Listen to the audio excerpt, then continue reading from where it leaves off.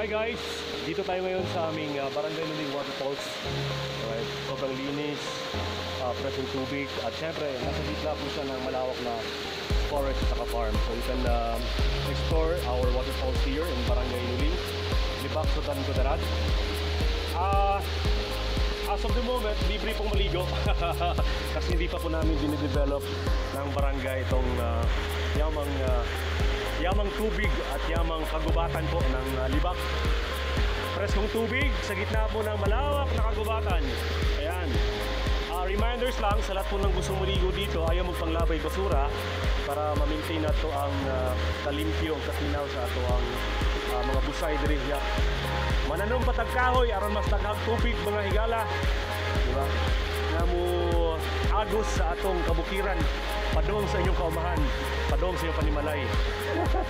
Ayan, sobrang ganda ng lugar na to, grabe.